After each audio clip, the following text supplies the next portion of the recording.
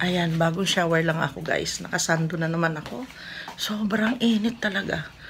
Wala na naman kami kuryente. Kanina pang umaga ito, walang kuryente. Nagsimula kaninang alas 6. Hanggang ngayon, wala pa rin kuryente.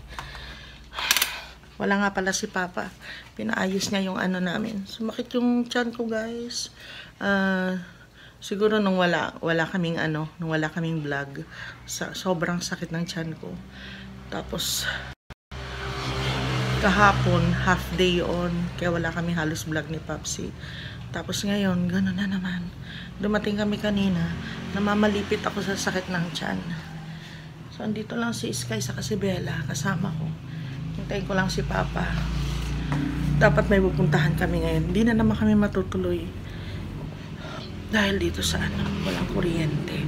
Hintayin natin siya. Pinayos din niya yung generator kasi pumutok yung hose, tapos tumatagas yung yung gasolina. Kaya hindi na rin niya ako pinasama. Sobrang sakit ng tiyan ko guys, grabe.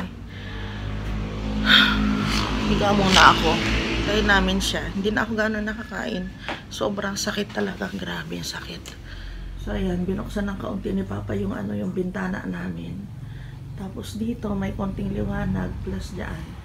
Okay, sana ito maliwanag sana, pero yun nga, pinulong ng yero. Yan ang sinasabi ko pag ganito, mainit, walang kuryente, ganyan talaga. Mangyayari, madilim. Masyadong madilim guys. May konti lang na liwanag, pero okay lang. Yan, konting liwanag. Si Sky sobrang hinihingal yan, kaya pinaliguan ko siya. Si Bella, takbo ng takbo, ayaw niya magpapaligo. Sky, okay ka lang love? Delikado, sabi ng vet niya. Delikado siya pag hingal na hingal, pag walang kuryente, walang electric fan, walang hangin, kailangan paliguan siya. Kahit naligo siya kahapon guys, pag naramdaman niya yung ganon. Ayun kawawa naman. Hindi ka na dito love. Paano naman si mama? Hinihingal yan. Hinihingal yan. Pinaliguan ko. Kasi sobrang init. Hinihingal siya, Minsan ang tinutukan ko ng electric fan. Kawawa naman. Kawawa naman yan. Baby ko. Buti pa si Bella. Andun lang, chill lang siya sa sahig. Ito,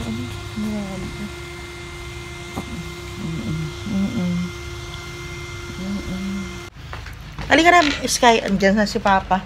Dumating na siya, guys. Halika na, anak. Doon na tayo kay Papa. Ay, Diyos ko, napakainit naman na mundo nito. Grabe.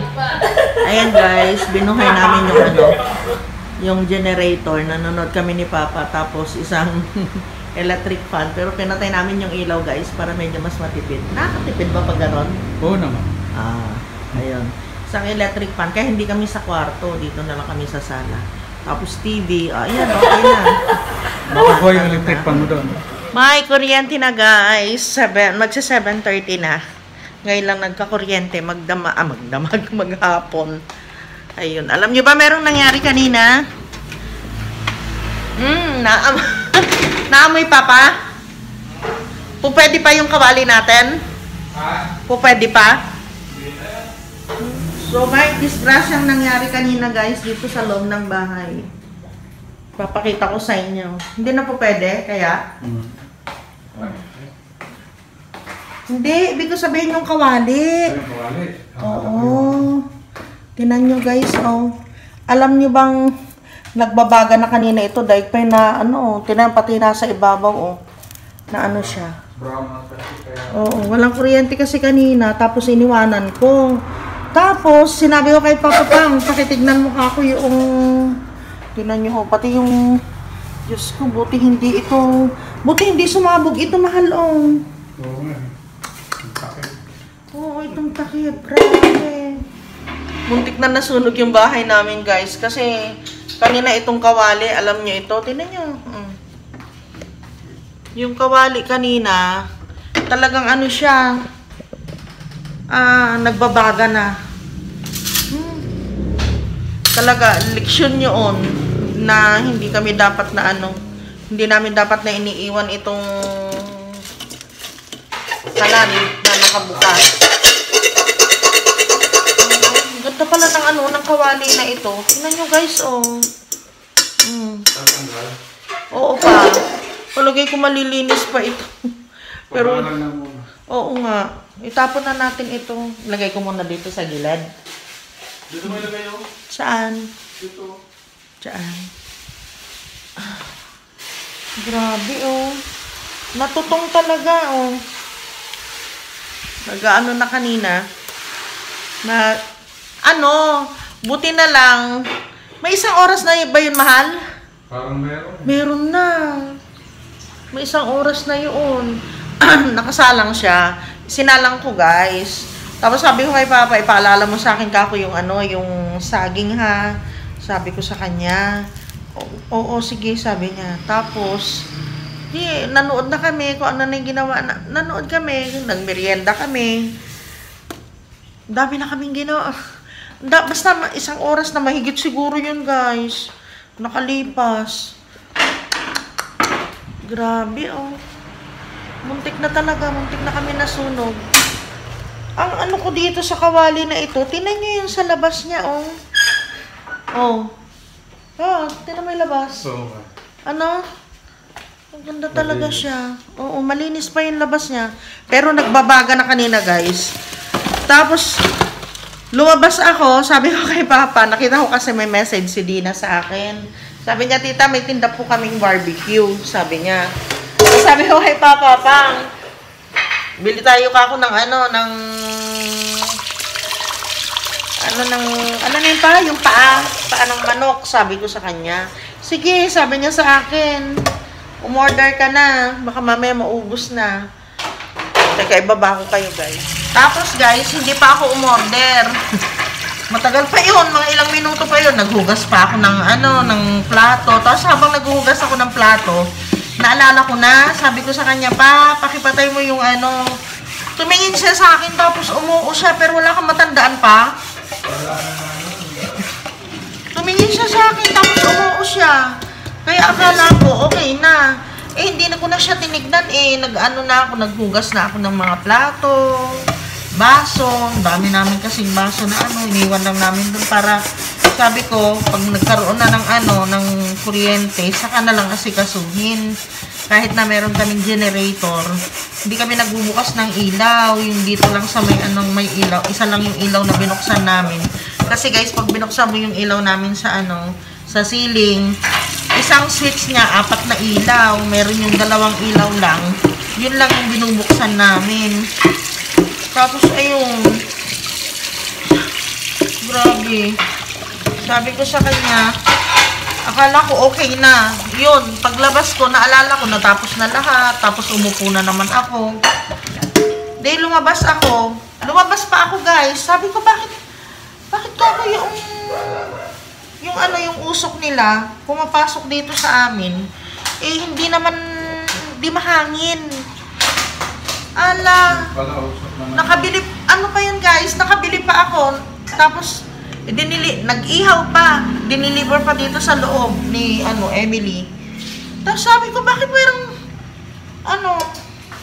nakakain na ba tayo nun, Papa? Oo, nakakain na kami, guys. Merienda. Oo nga, nakamerienda na tayo nung barbecue. Hindi pa. Hindi pa? Bakit ako lumabas? Basta lumabas ako eh. Aray ko. Umorder ka. Oo, umorder ako pero dumating si Emily, hindi ko pa na yun. Ay, oo, dumating mo. Ano pa yun? Nakakain na tayo. Kaya nga, di ba, sabi ko, halika, sabi ko sa'yo, nakakain na kami, guys. Grabe. Nalis mo pa? Oo, ayan, oh. Ayo, Ang tibay galing, ang tibay. Bibili pa nga ako ng isa nito.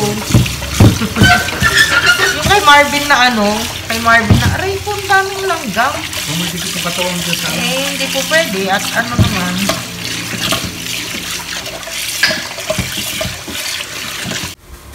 Ayan guys, tag-isa lang. Tapos dudurugin namin yan. Tapos lalagyan na ng dog food.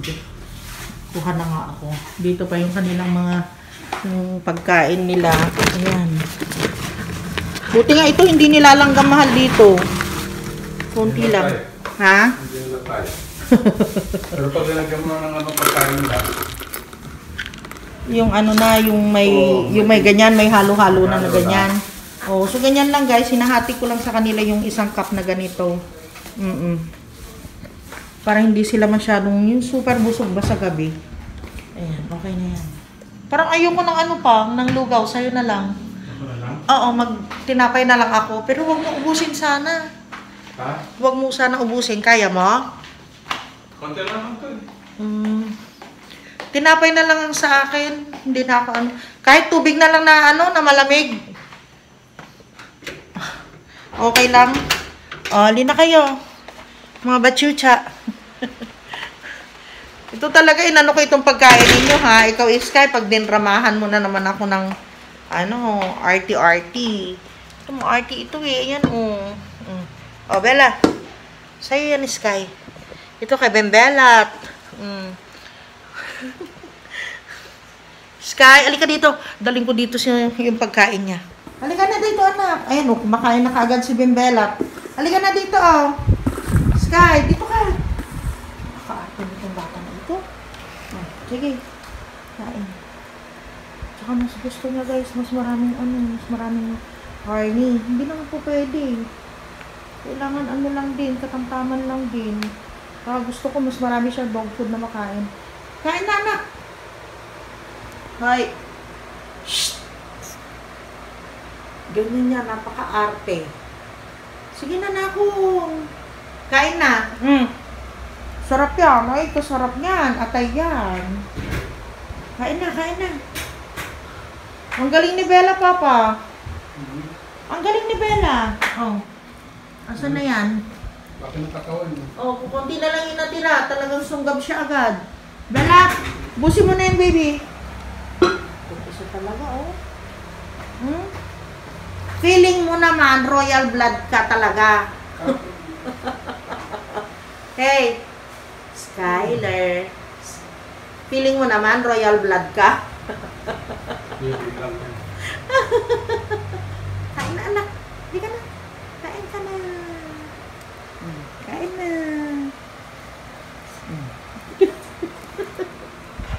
Naghirapan ko yan. Tapos ganyan ka. Pero mamaya guys, kakainin din niya yan. Maniwala kayo sa akin. Arty-arty lang yan. Arty lang yan ng royal blood natin. Nakakain na si Papa. Ayun si Sky, liligid-ligid lang siya dyan sa ano niya. Pagkain niya, hindi pa rin niya nakakain. Ako guys, Sky Flakes na lang, saka malamig na tubig. Okay na yun. Inom kasi kami ng ano, ng gamot namin ngayong gabi. Kain ka na. Alam mo bang kinain niya yung natira ni Bella? Si Sky. May konti siya, konti lang yun. Ayan, Sky, masarap yan. Yung pagkain mo, yung kainin mo. Si Papang. Pang. Hey.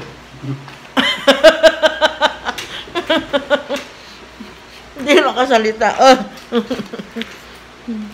Sige na, akyat na tayo. Naku. Ikaw na lang may iwan dito. Kami, punta na kami dun sa loob. Naka-ready na guys. Alam niyo ba sa magdamag ito yung ano, tubig namin ni Papa, tag-isa kami niyan. Tapos ito, meron pa ding laman yan na tubig. Ako, inom kasi ako ng inom.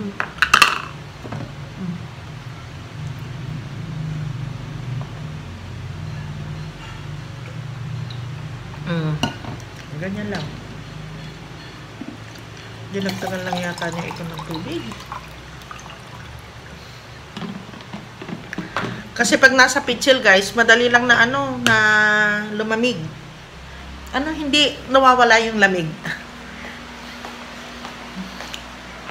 Sky! Kain na. Kain na. Kain ka na.